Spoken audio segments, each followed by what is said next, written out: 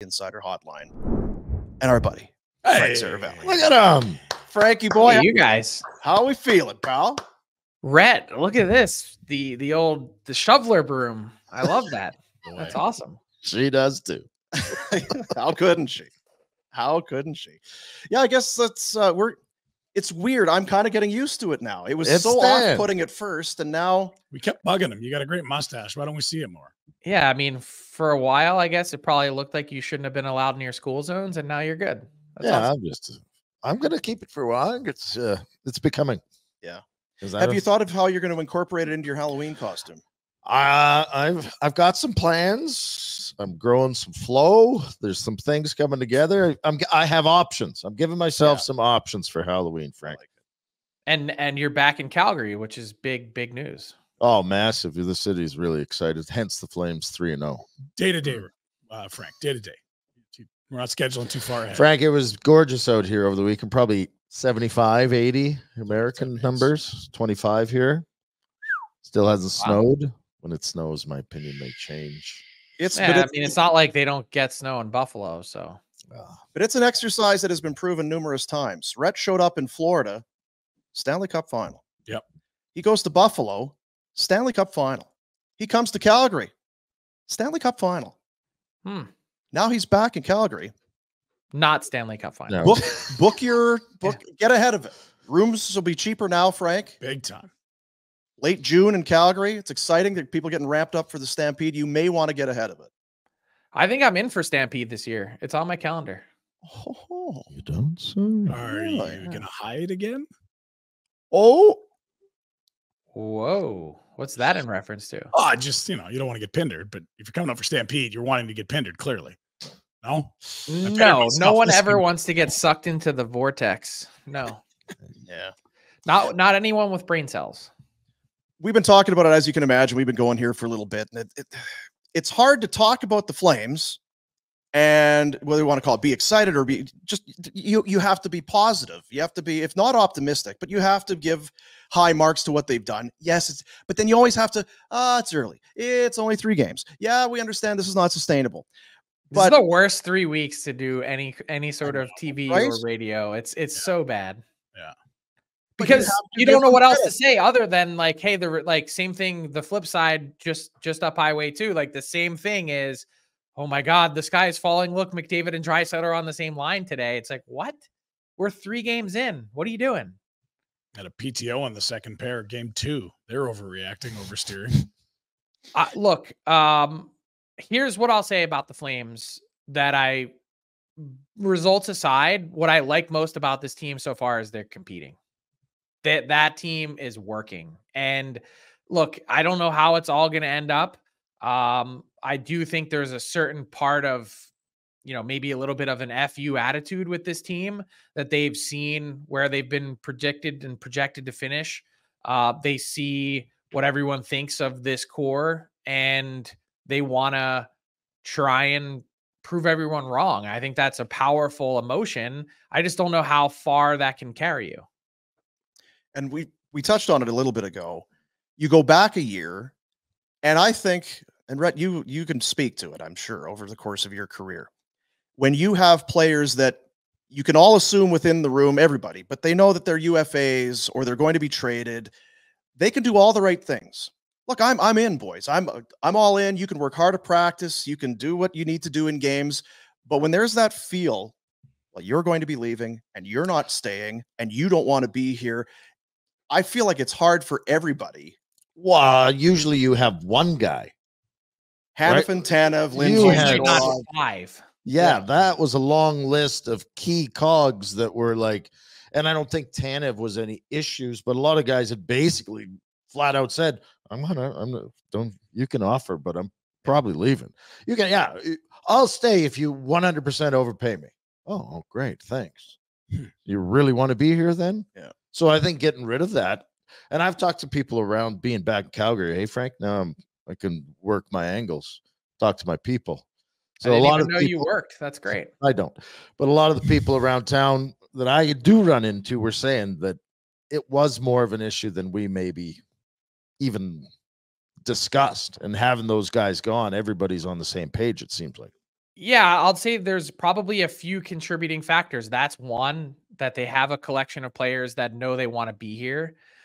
Two, I think that also probably led to some finger pointing. Like I don't look, I'm not in there every day. I don't know, but I do hear rumblings throughout the course of a year that maybe it wasn't the most cohesive team that's ever existed. And then three, the other thing that I don't think you can discount is the juice that you're getting from some of the young guys. When you've got a team, and again, just pick any really good team in the league, this is an easy time of year to sleepwalk through. Yeah.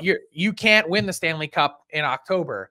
But when you've got some of your young guys that are pushing for more ice time, more opportunity, a permanent spot in the NHL, they're playing for keeps a lot sooner than some of the other guys in the league are. And I think that part too is probably another contributing factor. So they're working, which is a hugely positive sign. There's competition in net. These guys all want to play, and I think that means something. Stay with the goalies, because I know this summer people leaned into you for suggesting Dan Vladar might get more of the lion's share starts. How do you see them approaching this duo? Well, to be honest, I also thought Devin Cooley might get more of a shot, and I was surprised to see them kind of put him through waivers at the juncture that they did, because he also had a strong camp. And I'm telling you, not for like a headline purpose, but they really, really like him. And so he's part of this equation moving forward. The best way that I can describe where Calgary is at with their goaltending situation is they are looking for someone to step up and carry the ball and run with it. Whoever that might be, I think they're open to it. And in the meantime, they want to put Dustin Wolf and ensure that he's put in situations best suited for success. So that means not starting the season opener, even though everyone is looking for, this, future of the Flames crease that everyone's been building toward for a long time, given his accolades in the AHL.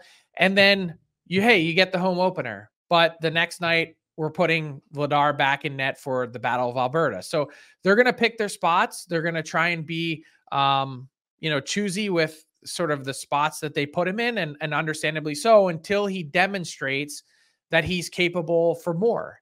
And what that means and what the split ends up, how it ends up getting shaded, whether it's, 50 for one guy or 40 some for the other, like how does it end up working? That part they're going into with an open mind. And then to plug in the Cooley part of it, really what they're looking for is, injury is the obvious part, but if one of those two guys falters and Cooley's numbers are excellent, I can tell you right now, they are not going to hesitate to use him if they need to. Well, and Vladar, I mean, UFA, you want to play well? There's some asset management there. That'd be a great story. I mean, the Flames would love to have three guys playing well, stating the obvious, but for very different reasons. Yeah. I mean, could you imagine getting to a point in, February where you have a team that's desperate for a goalie that is saying, wait, we could solve our issue now and then potentially maybe even for the future. Yeah, we'll throw, a late first round pick at you. Maybe. I don't think that's out of the realm of possibility if he plays really well. Think about the work that he had done surgery wise. If you're seeing a Vladar get back to full strength and full health, he had demonstrated for a while that he's capable of being a good goalie in this league. I don't want to talk about. We take a lot of flack whenever we talk about the Oilers, and I understand for Flames fans or for people that watch. So does Frank. To be fair. They went to the finals. One win away. So we had to, by default, had to talk about them a fair bit. So why are we? Yeah. Well, I just wonder. It's everyone picked them to win, and they're going. But that's why we're talking about. And because it happened last year, and now, they're off to a rough start. But hey, pump the brakes. It happened last year, and look what happened. One win away from winning a Stanley Cup. I just wonder how much of that they believe in the dressing room. How much of that is still applicable? How is this year's team different than the team from a year ago that came back from that horrendous? Because I wonder if there's maybe a little bit of trepidation or some danger in just assuming it happened last year. Don't worry, we're fine. It'll happen again. Yeah, I'm sure that's exactly what they're telling themselves. Hey, guys, we were 2-9-1 last year. It can't possibly be that bad again. But I'll give you a few reasons why I think they are playing with fire the longer this lingers on. One is that team won 24 out of 26 games. I'd be shocked, even if they have a tough start, if they reel off that kind of run again. Are they capable with the players that they have? For sure. But that was like special stuff that I don't think you can duplicate. Two, the Vegas Golden Knights weren't a very good team last year. They started 11-0-1 and they fell off after that.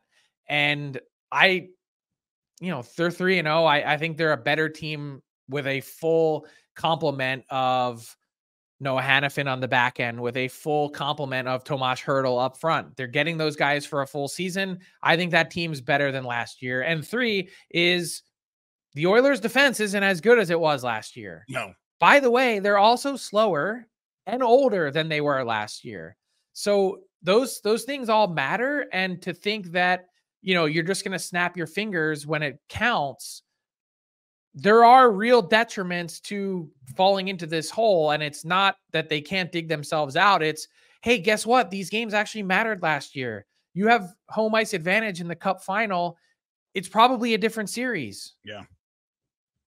It's funny because we always marvel that they continue to add forwards. They never address the blue line. They were forced to with an offer sheet. That's really the only time they've addressed it, and they didn't address it, I think, the way we thought they would. Ty Emberson's not a top 4 guy that I've ever seen. Travis Dermott, 31 GM, said no. How pressing you're is this forgetting the most. Broberg was right there in front of you. Well, that's not even it. To me, it's the fact that you have a defenseman at $9.25 million that you can't even count on to be neutral. Yeah.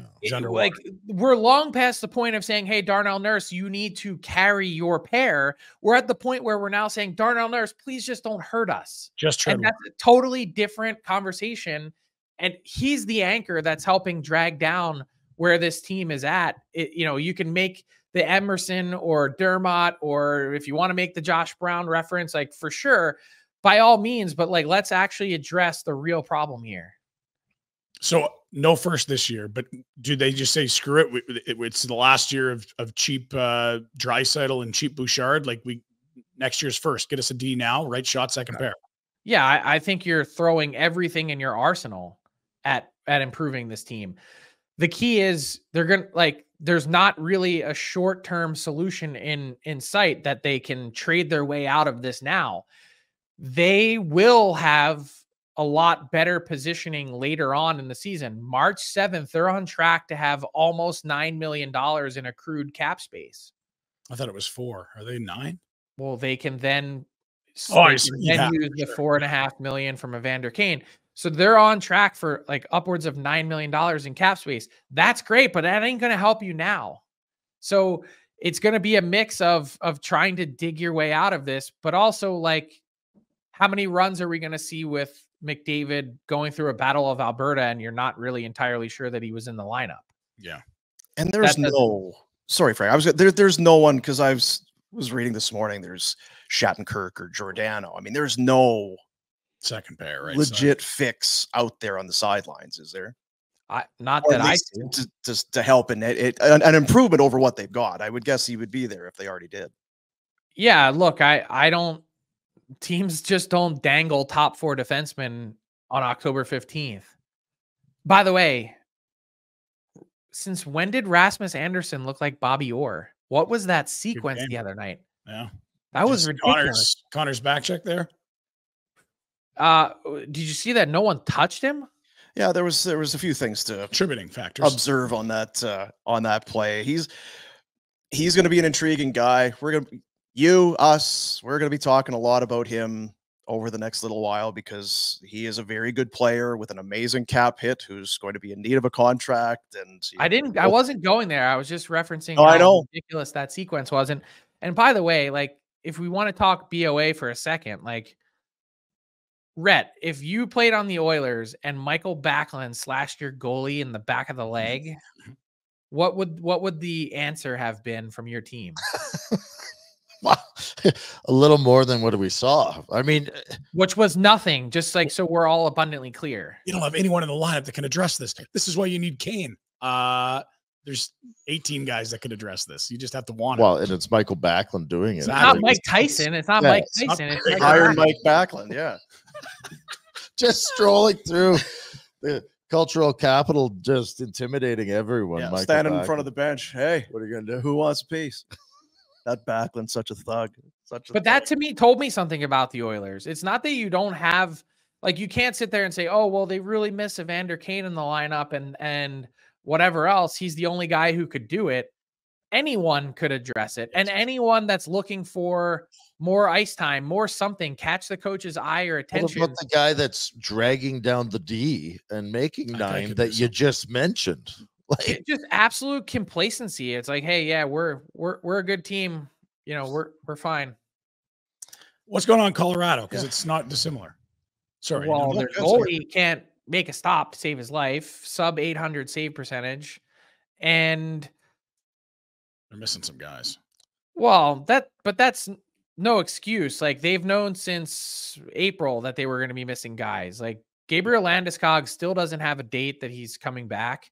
And in fact, it kind of feels like he's gone the other way. How many videos did we see last year of him skating and participating?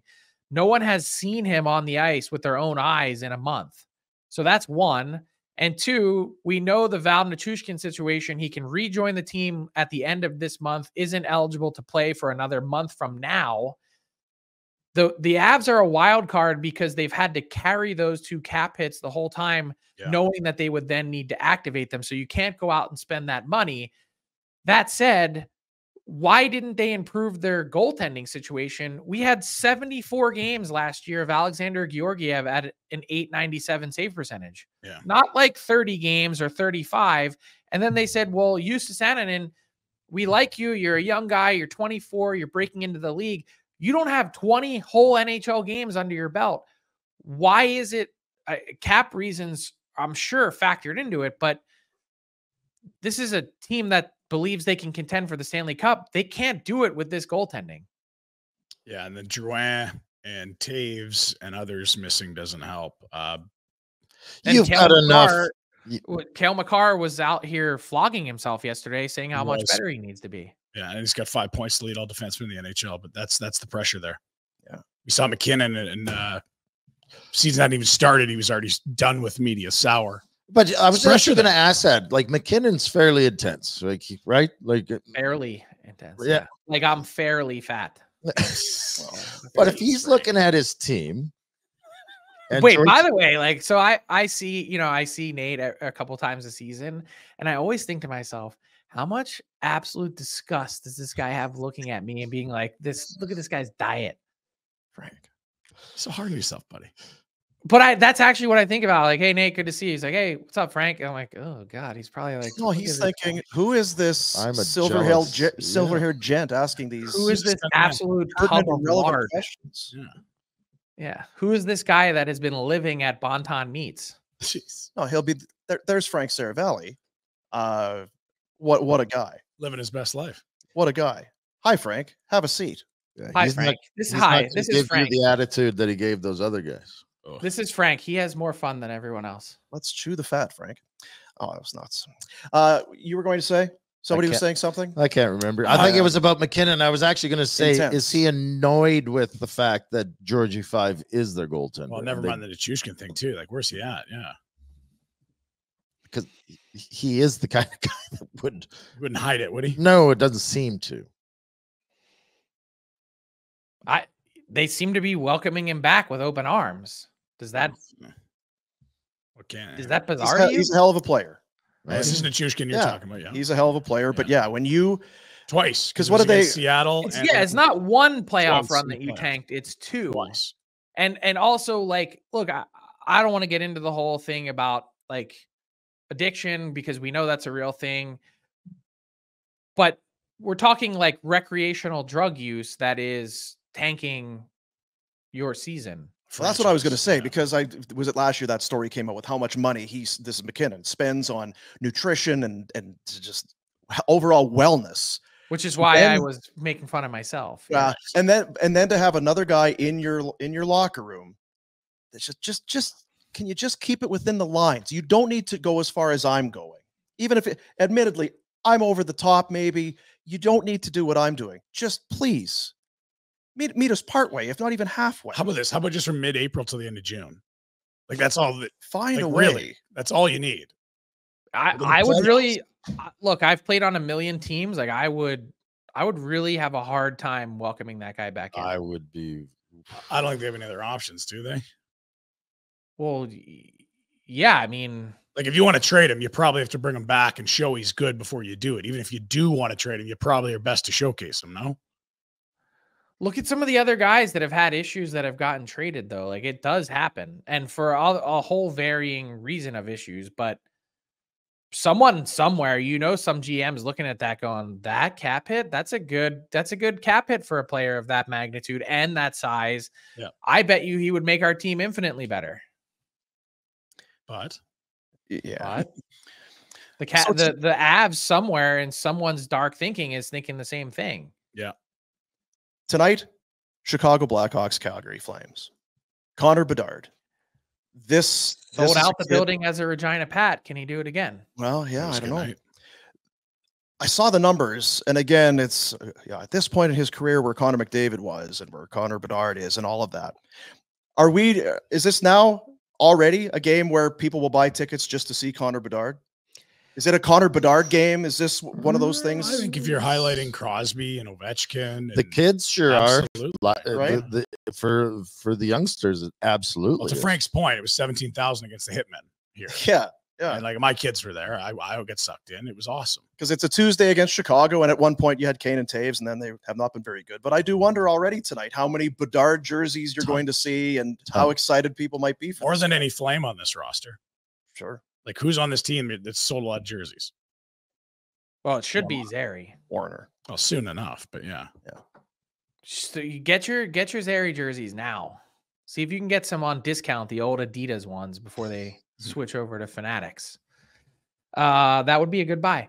It should be, like, to me, it's really interesting. I was talking to a longtime NHL defenseman who has seen Celebrini up close and personal this year. I know I just went off on a tangent, but he goes, dude, I know everyone was excited about Bedard. He goes, Celebrini is like the real deal. And I was like, you think better than Bedard? And he's like, I think more complete. So I just, that's an interesting aside. But I saw Bedard in Salt Lake last week, and what is mind blowing to me is if you're in the stands tonight and you have like an ISO cam, your own eyes, and you only watch Bedard, it's wild to me how much faster he's processing the game than anyone else. And you can see him actually get mad and frustrated. And it's really only because he's seeing things that his teammates literally do not have the capability of seeing. It's like taking me to an art museum. Like, I don't know what the F I'm looking at, but he's feeling that way about his teammates, and not because he's a bad guy or bad teammate or anything like that. It's just, he's seeing things and openings and possibilities that, like, he's seeing colors that we cannot see. Mm-hmm. Just key into that tonight, and you will have such an appreciation for Connor Bedard. Yeah, because I feel like it's a game day. We're this far into the show, we've not even really talked about Bedard, who you feel is. I just wonder how he may never have someone that he plays with that thinks the game he does. Yeah, well, I was just going to ask. I mean, we can get way down the path on it, but they looked at a defenseman versus Demidov, and I wonder if that wasn't a guy that had the IQ to play with him. We'll see. It's special. I'm telling you, it's like Crosby level special, like David level special. Before we go, Utah, you were there, and they're off to a great start. They are. They're a good team. They're a team that I think is playoff bound this year. They've got some really special forwards. I think they significantly improved their defense, and they've got a little like swagger to them. I love that spending time with them. Their team motto and mantra this year is all in, no excuses. that whatever happened in Arizona, as crappy as that situation was for so long, the arena, the owner, the treatment, all those things that came with it, that might have been a reason and distraction enough for that team not to take a step forward. And now the crazy part for them is they're just kind of still scratching the surface. They've still got tons of cap space. They've still got so many prospects that they can't even sign. I see tons of reasons if you're building a team to be envious of what that marketplace in Salt Lake City and Utah is inheriting, because they're in a position of strength for a long time. When's the last time they've been desired, wanted, have been, treated like an NHLer? Even just accepted, right? They've always kind of been in the road. They've been, this friggin' Coyotes. They're just, what do we do against to finally feel appreciated and have some value for those guys? Must be amazing. So their owner, Ryan Smith, takes over and he flies to Phoenix. Everyone's jaw is still on the floor. And he says, basically, we've just traded for the entire team, is essentially the message. Puts them on a plane, sends them to Salt Lake. They get introduced to everyone. Everyone's so excited. And he says to them in a meeting afterwards, we have to make 1,000 decisions between now and opening night. Can you guys just tell us what you want so that we don't have to guess and make decisions for you? Like, give us some leadership here and tell us what you're looking for. Here's the things that they asked for. Better plane, better hotels to stay in on the road, and proper nutrition. Jeez. Like the baseline of playing in the NHL, we're not asking for a lot here. We just want like the normal, like, can I get a damn protein shake after a game type of thing? And I think that, to me, when I said all in, no excuses, that's what it comes down to, is like all of your needs are now being met. Now you've got to go out and deliver. And I think they're really excited about just like being a real NHL team for once. It would be great if somebody could have done a documentary from one year to the next to go through the last season of the Arizona Coyotes and the rink, like you say, the plane, hotel, the shortcomings to what they are now being treated to by this billionaire owner.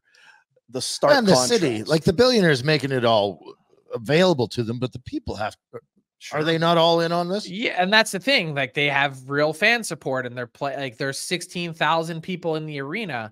Okay, only 11,000 of them can have unobstructed view seats, but that atmosphere means something. The basic needs, they're part of an event now that before they were a sideshow. Like, I told you guys the story last year of like hotels saying to them, guys, you haven't paid your bill. If you ever want to stay here again, you need to check up front before you check in. Like, that's the point that this had devolved to, in addition to a 4,000 seat arena where 3,000 of them are the opposing fans, because it's a sideshow, because it's like, where else are we going to go where we can see NHL hockey in this intimate of an arena ever again? The answer is never. Yeah, it was kind of one awesome. of those. You were That's why we did it. A carnival act, Come see the bearded lady. Come see the NHL team in the college rink, kind of a thing. Yeah. Come see Nathan McKinnon meet Frank. Yeah. Yeah. So be great. Yeah. What happened to the Phillies? Don't ask. Because I texted you the day we put together it's like, look at this game for the Phillies. Castellanos and this kid, and they come from behind. Unbelievable. That's the only game I went to. How about the Phillies? I text Frank, were you at that game? He's like, yeah, I was there. Jeez, I just wasn't a believer. Then the error was like 3 days later, it was over. Something about the Mets this year, something about the Phillies just not having it. And it's like, for you guys, it would be like losing and getting your doors blown off against the Oilers. Like, it's like, did it have to, like, of all teams, did it have to be the Mets? Subway Series? I hope not. I hope they get absolutely stomped. The Mets, you're saying? Yeah. Yeah. And the Yankees, for that matter. I mean, I'm with you on that. Yeah. It's harsh. Leave New York. Well, Frank, good to talk to you, buddy. Good to see you. Good to see you guys. Rhett, keep it going. Just keep it. I'll keep it real. It's getting a little. It's pretty thick, dude. That is like, it's phenomenal. You know some girth. Easy now. Should have quit while we were ahead. There he is, everybody. Thank you, Frank. Talk to you next week, pal. Hey, guys, thanks for watching. Be sure to check out more of our content right here on the Flames Nation YouTube page. We had a bunch of great long-form interviews. You can check out some videos we've done as well outside of the studio. And, of course, if you want more writing or merchandise stuff, flamesnation.ca or nationgear.ca. Appreciate you watching.